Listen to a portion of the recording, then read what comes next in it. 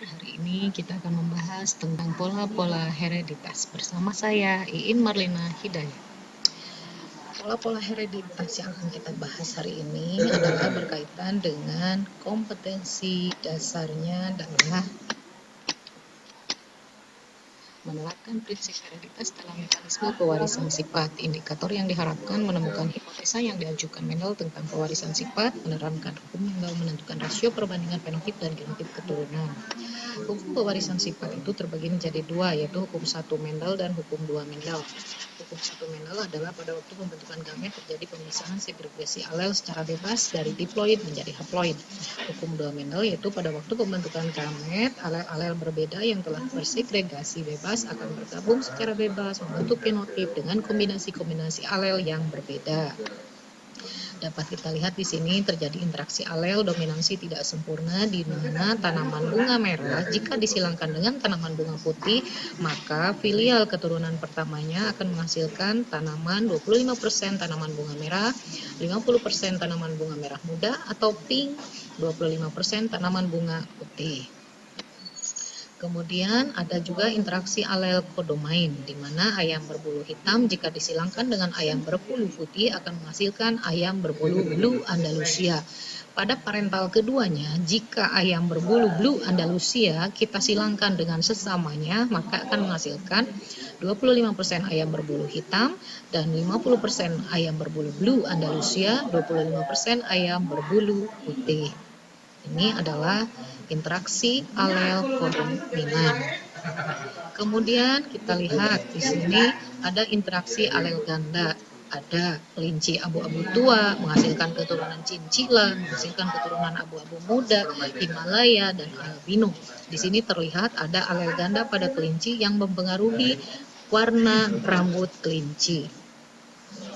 Kemudian kita lihat di sini ada alel letal. Alel letal yaitu jika tanaman hijau disilangkan dengan tanaman hijau yang sama, ini akan menghasilkan satu tanaman albino yang akan mati. Atau alel letal dominan pada ayam berjambul. Ayam jambul disilangkan dengan sesamanya akan menghasilkan satu ayam mati karena mengalami letal dominan. Kemudian kita lihat di sini ada interaksi genetik itu diantaranya yaitu atavisme. Atavisme ini akan menghasilkan sifat yang lama akan muncul kembali seperti jawer atau jengger ya. Ada yang rose dan pea berbentuk mawar dan berbentuk biji akan menghasilkan jengger berwarna walnut, berbentuk walnut. Terus kemudian kita lihat polimeri. Polimeri ini memiliki banyak sifat. Seperti warna merah kan beda-beda, ada merah marun, merah muda, merah cabai dan lain sebagainya. Nah, ini adalah memiliki banyak sifat atau disebut dengan polimeri.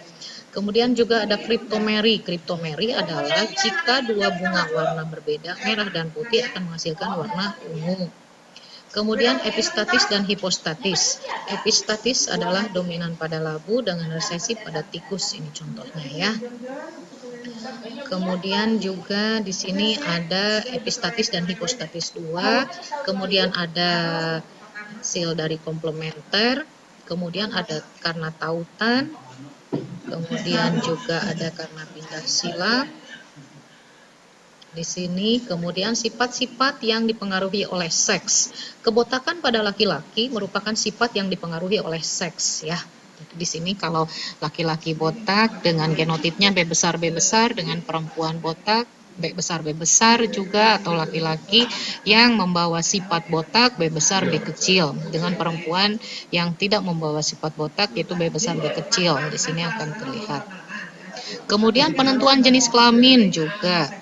Selain ini juga ada kelainan dan penyakit genetik pada manusia. Di sini kemudian kita lihat kelainan dan penyakit genetik pada manusia ada achondroplasia, berarti daktili Huntington ya, dimana jika ibu normal dengan ayah penderita maka otomatis akan menghasilkan keturunannya 50% anak menderita, 50% anak normal. Disebabkan oleh apa? Disebabkan oleh alel dominan autosomal.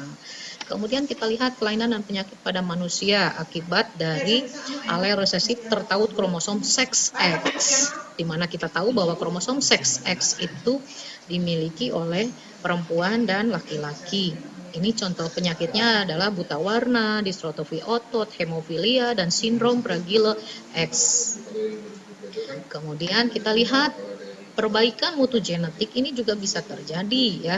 Akibat dari pola-pola hereditas ini akan menghasilkan apa? Seleksi, menghasilkan bibit yang unggul. Contohnya ternak Hereford hasil seleksi.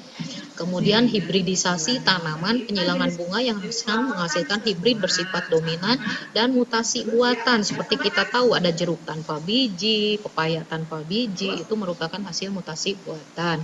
Demikian materi tentang pola-pola hereditas, semoga dapat dipahami. Assalamualaikum warahmatullahi wabarakatuh.